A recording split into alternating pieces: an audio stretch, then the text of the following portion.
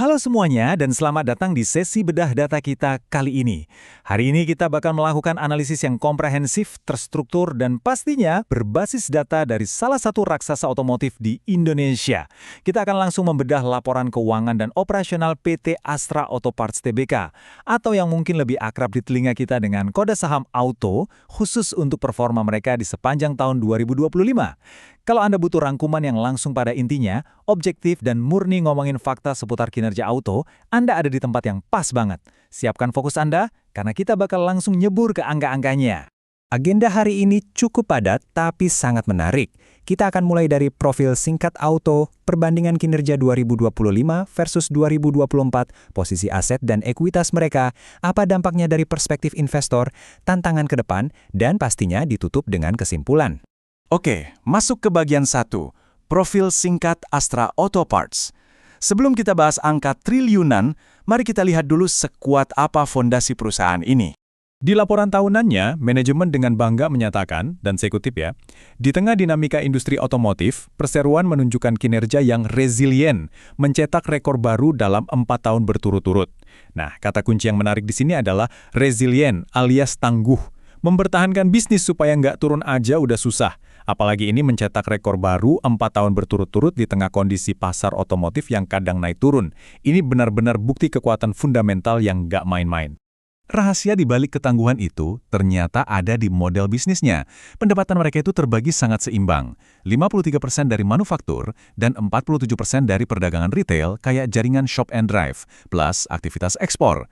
Ibaratnya, mereka nggak cuma naruh telur di satu keranjang. Kalau sektor pembuatan suku cadang lagi agak lesu, penjualan retailnya siap menopang. Begitu juga sebaliknya. Portofolio bisnis yang terdiversifikasi begini menghasilkan fondasi yang benar-benar sehat dan stabil. Lanjut ke bagian 2, kinerja keuangan 2025 dibanding 2024. Mari kita lihat seberapa besar sih pertumbuhan mereka secara nyata. Kelihatan banget kan lonjakannya? Pendapatan bersih mereka itu naik 4,4%, dari 19,07 triliun di tahun 2024, merangkak naik ke 19,9 triliun rupiah di 2025.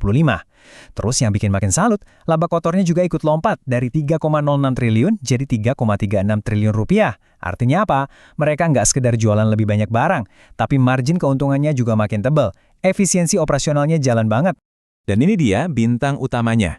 Laba bersih yang bisa diatribusikan ke pemilik entitas induk sukses menembus rekor tertinggi sepanjang masa 2,2 triliun rupiah. Angka ini naik signifikan loh dibandingkan 2,03 triliun di tahun sebelumnya. Ini bukan cuma deretan angka di atas kertas, tapi bukti sah kalau mesin pencetak uang Auto lagi ngebut di kapasitas paling maksimal sejak mereka berdiri. Masuk ke bagian 3, posisi aset dan ekuitas.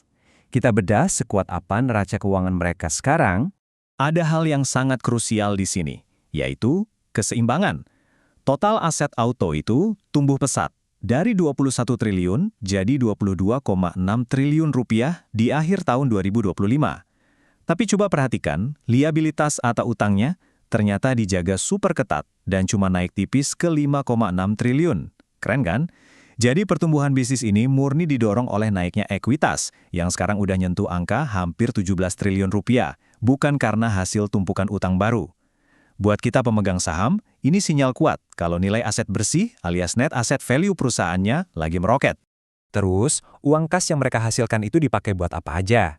Nah, sepanjang 2025, Auto mengeluarkan belanja modal atau CapEx sebesar 544,4 miliar rupiah. Uang ini nggak asal dibakar, teman-teman. Dana tersebut secara strategis dipakai untuk memperkuat portofolio produk, mengelola risiko, dan yang paling penting, mastiin likuiditas mereka tetap kokoh. Intinya, mereka terus berinvestasi buat masa depan supaya fondasinya makin nggak tergoyahkan. Bagian 4, perspektif investor dan dividen. Nah, ini yang biasanya paling ditunggu-tunggu. Apa sih arti semua keberhasilan raksasa otomotif ini buat portofolio kita? Coba perhatikan angka Rp457 ini. Ini adalah earning per share atau laba per saham Auto untuk tahun 2025. Angka ini lompat loh dari Rp422 di tahun sebelumnya. Kenapa kita harus peduli sama angka ini? Karena pertumbuhan EPS ini secara langsung menunjukkan kalau nilai intrinsik perusahaan buat para pemegang sahamnya juga ikut membesar. Kenaikan EPS dan rekor laba tadi pasti bikin kita bertanya-tanya satu hal. Dengan posisi kas yang super kuat ini, gimana dampaknya ke kebijakan pembagian dividen tunai? Apakah investor bakal panen besar tahun ini? Mari kita lihat faktanya. Auto menutup tahun 2025 dengan posisi kas dan setara kas raksasa, yaitu 4,53 triliun rupiah. Dan dengerin ini, rasio utang bersih atau net debt mereka itu 0. Iya, 0 rupiah. Gimana enggak? Tumpukan uang kas mereka itu jauh melampaui total utang berbunga yang cuma sekitar 597 miliar rupiah. Dengan kas melimpah dan status bebas utang bersih, Auto sejatinya punya ruang dan kapasitas yang sangat-sangat besar untuk membagikan dividen tunai yang atraktif. Sisanya, kita tinggal tunggu keputusan dari manajemen. Bagian 5. Prospek dan tantangan ke depan. Mari kita intip apa yang menanti di cakrawala industri otomotif.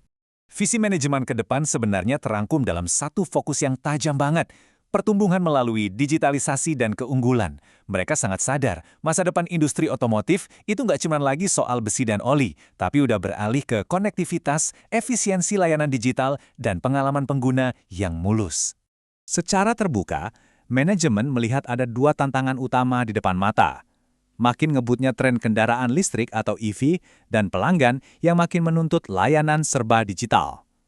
Strategi Auto buat ngadepin ini sangat logis dan pragmatis. Mereka nggak ninggalin mesin pencetak uang mereka saat ini.